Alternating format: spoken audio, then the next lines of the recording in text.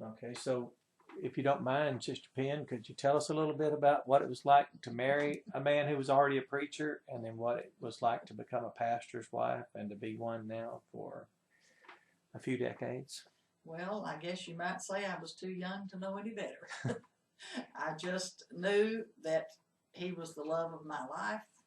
He was the person I wanted to live with for the rest of my life. I wanted to go where he went. I wanted to do what he did. I wanted to be involved in the things that he was interested in, and I wanted to make that my life. So he was already pastoring. I didn't have an excuse of, well, I married him and then he surrendered to preaching, so I got thrown into being a pastor's wife. I just had to learn how to be what I had gotten myself into, Okay. being a pastor's wife. But I didn't consider it any different from being any other wife. Right. I was just his wife, and I was going to put his interests first, and whatever the church needed me to do, that's what I would do, because there were other women who did things in the church too. Right. There were other teachers. There were other women in the auxiliary. So I just wanted my life to be something that would never be a hindrance to where he went and what he did. And the first church that they called him to pastor after we were married, the church in Forest City, the Sunday he preached in view of a call, after services, the pulpit committee met with him to discuss the options. And so I sat in the back room, Sunday school class room, with some of the other ladies and one or two of the men who were not on the pulpit committee. And I remember them asking me, if we call him as pastor, what do you think about it? Would you like to come here? And I said, that's his decision to make. It's not mine. Very good. If he decides to come, I'll start packing. If he doesn't, I'll stay where I am. Right. And that has been my attitude for nearly 62 years. Oh my! And you've supported him in all the education that all those years of training that he went through. When we lived at Cave City and he was in college for 4 years, there were times that I hardly saw him. Right. Because if he was not in school, then he was at church, he was preaching revivals, he was doing weddings, he was doing funerals. You name it, everything seemed like happened at the same time. Right. And there'd be times that I would hardly see him for several days. Right. But I knew where he was, I knew what he was doing, and I knew why. So you always supported that, and you didn't have to even think twice. There was no reason to think twice. If that's Right. where God wanted him, that's where God wanted him. Amen. Okay. So, And well, you might mention the fact that we lived in not even apartment sometime, and when we first got married. We moved into a house. A widow had converted 2 rooms into a small apartment where students at seminary could rent and live. So I ran his roommate off and I moved in. Oh, we had okay. 2 rooms, okay. a bedroom, which was our living room, just one room, and a kitchen. Okay. Outside the kitchen was a narrow hallway, and it led to the bathroom, which we shared with the landlady. Okay. The refrigerator sat in the hallway. We shared the refrigerator with the landlady. Okay. That's the first year we were married, and in school I went to the seminary for 1 year. Okay. I Then didn't know we you moved went to Forest seminary. City, and we lived upstairs, where our bedroom was one big room, bedroom, living room, everything. Across the hall at the head of the stairs was a small kitchen. And then down the hall was a bathroom. Our landlady came upstairs to the bathroom. We shared it. So we had one room in someone else's house, Okay. a kitchen in someone else's house, and we shared the bathroom.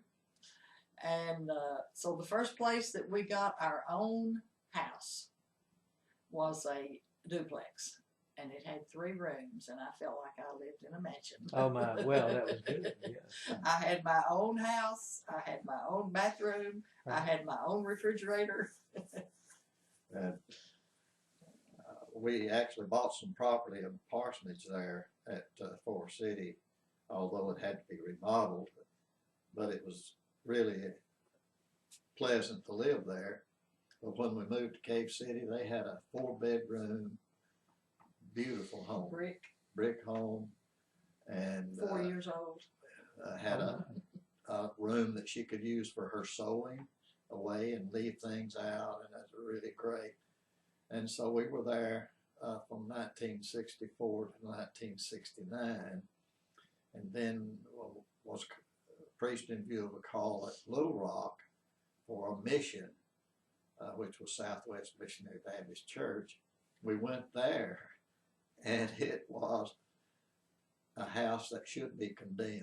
Oh my. So moving from 4 bedrooms with 3 boys. Back to where we started. That was quite a hardship on you, right? And we didn't either one stumble at it, or we just laughed about it and went ahead. And it was cold in the winter, ice froze in the kitchen.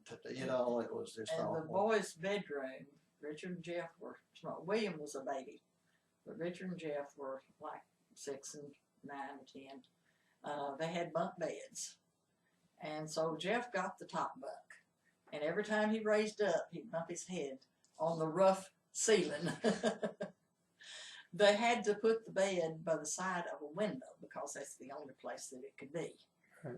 In the wintertime, the ice would freeze inside the window pane and on the window sill, and it would run down, it would sweat so badly, it would run down in the floor, tile floors, and it would puddle under their bed and freeze into a sheet of ice. Oh my goodness. So the glamorous side really never existed, did it?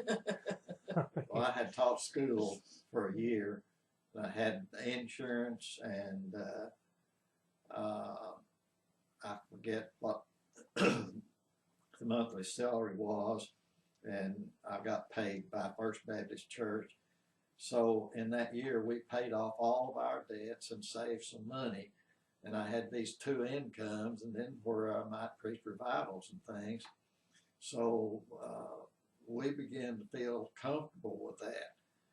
Well, when I went to take this mission, I got $110 a week, and that was my salary. And Brother Goodwin called me and said, "I want you to teach up here." And John, I said, "Well, okay, I'll do what I can." He said, "Well, I can pay you $50 a month." So I went from buying property and being pretty well off, and she never said a word about it.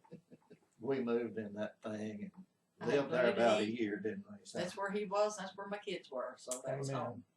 It's all We worked lived out there- very well. We lived there 2.5 years, and then moved into a brand new parsonage. The first new house I ever lived in my life. Oh my goodness. Well, that's good. That's good. Well, in future interviews, you all can update us to how you came to be here and how this place was built and what we know today. Okay. But thank you very much for this interview, and that's very insightful and very encouraging how you have been so supportive. Thank you.